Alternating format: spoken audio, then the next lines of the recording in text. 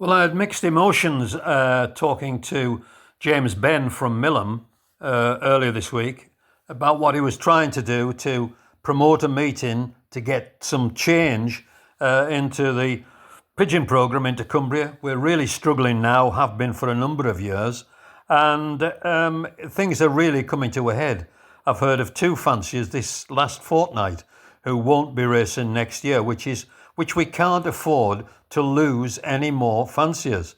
And there's no quick fix, I don't think, but we have to look at changes. And talking to James Benn there, I was uplifted and I was put down as well.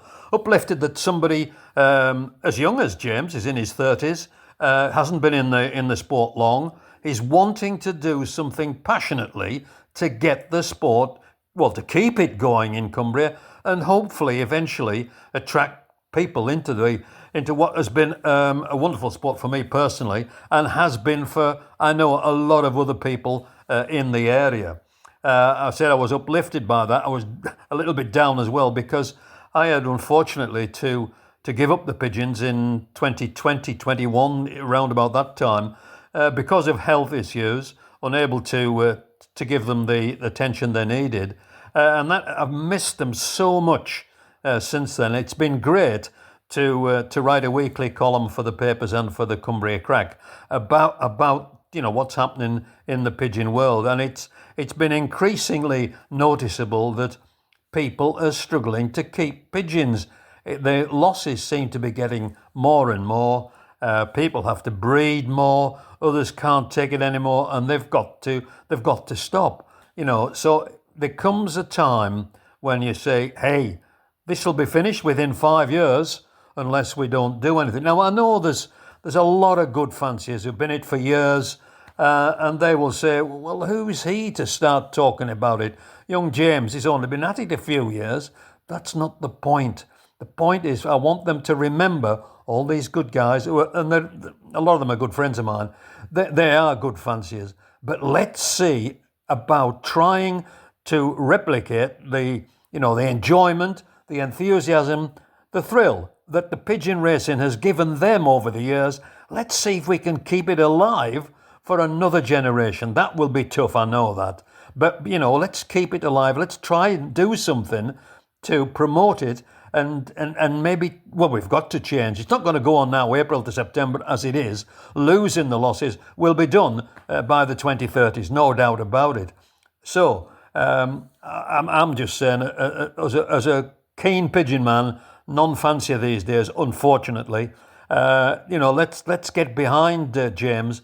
Come up with some ideas. I mean, they all won't be accepted. Some will be ruled out, but let's find something that we can try and keep this great sport alive. I mean, I started in pigeon racing in 1968. I won my first, and as it happened, only fed in 1970. I was flying with John Callion and his dad Jack and an old chap called Albert Ostler, who'd been a very good fancier, and we won from Avranches. I think 2 years later we had a good red cock which won twice in the same season, a few weeks apart. First Lymington, I think, was a slow one. Second Lymington was a fast one. Same pigeon won for us there. So great memories early on. Then I went on my own down Ellebeck Lane, in fact, in Workington, and won one race, a lot of bottom of the sheets, but one race in particular from Redditch. I remember standing there waiting at the loft. It was on a farm near the stackyard, and I was standing there. It was absolutely sheeting down. Then all of a sudden I saw this figure coming, and it was a little checkered hen, and she went in, and I clocked her, went down to the club. There was nobody there. And then I think I remember Billy Saffel coming in about 20 minutes after I'd been there, and I'd won that race, but obviously, it was a bad one. And then I went down to the Clofix again and raced in partnership with Alan Devlin and Colin Robertson, two young lads who'd only recently established themselves. They'd only just got together and started racing down there. And it was my old loft, actually, that had flown in originally with the Callions, and had originally been the secretary of the club, old clogger Graham, and so it was a very, very good flyer from years back. Well, Alan and Colin were great to fly with.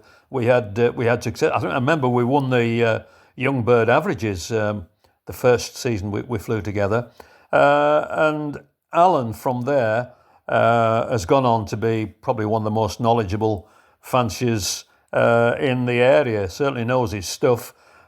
Flew well at Saltbeck behind his house. Unfortunately, he's like myself. I think health issues came into it.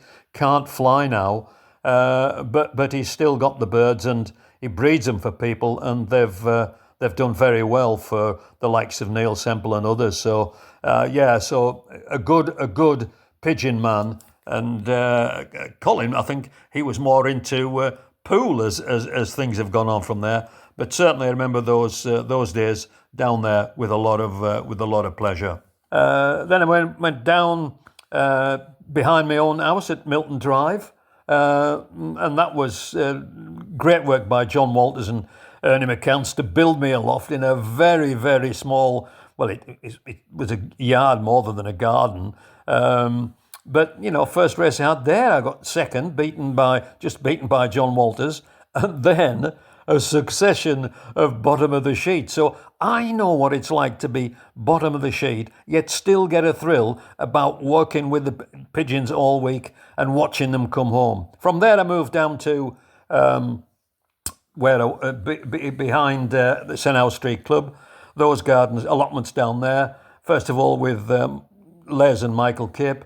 And then I went on my own and with my own loft, and I was fortunate enough to. I used to buy pigeons in one loft races as high up the finishing sheet as I could afford, and put them in the stock loft.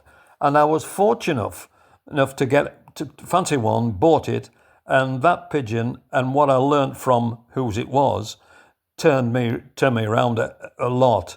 It made my team from there. It was a pigeon that had been put into the one loft race by the footballer Duncan Ferguson, who was flying with an old stager called Albert Tarleton.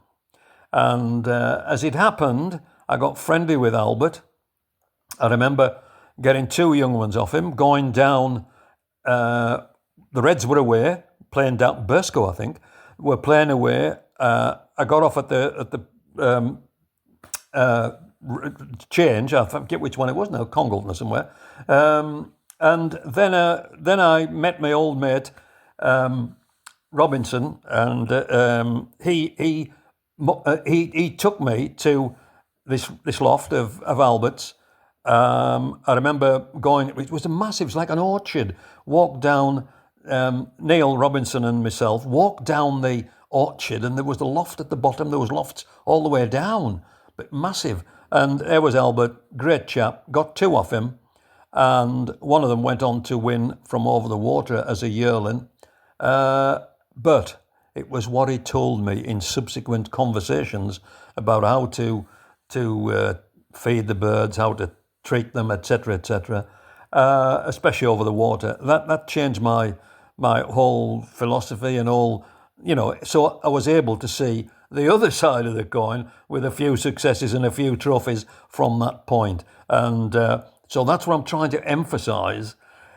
I've been bottom of the sheet, I've been top of the sheet, bottom of the sheet more often, but you got the same thrill, of the same enjoyment, the same passion for the birds through being among them all the time, and then on race days, and when you clock one from the channel. As I've said many times, I've been fortunate enough to score hat tricks at football, 250s at Cumberland Senior League level, and even 4 tries at rugby union in a schools match.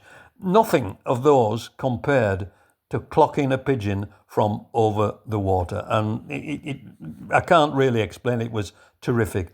So what I'm saying basically is this: please, lads, look at trying to keep the sport going. Even if you're thinking of packing up this end of this season, I hope you're not. Just try and let's have a look at changing things and helping, create more memories for another generation. I've always had a dream, which won't happen, of with government money or council money or whatever, grants, whatever you call it, little compounds in Maryport, in Cockermouth, in Workington, in Whitehaven, Clayton-Mower, little compounds where there are 4 lofts in each corner, and there's youngsters encouraged to take on these lofts and fly. The lads would give them pigeons and to bring on, and hopefully somebody who was an ex-pigeon fancier would go on and give them advice and would help them, and that it'll never happen, of course. But that was almost a dream of mine, which I would have loved to have seen happen, but probably won't now. Well, it won't, will it? But that's my. Hope I haven't bored you. That's my thoughts. Let's back James's plan. I know it's down in the south of the county, but hey, let's have one in the west of the county. When we hear what's suggested down in the south, let's have one in the west of the county. Let's discuss it. Let's bring forward all the ideas that people have got. Let's save this wonderful sport of ours.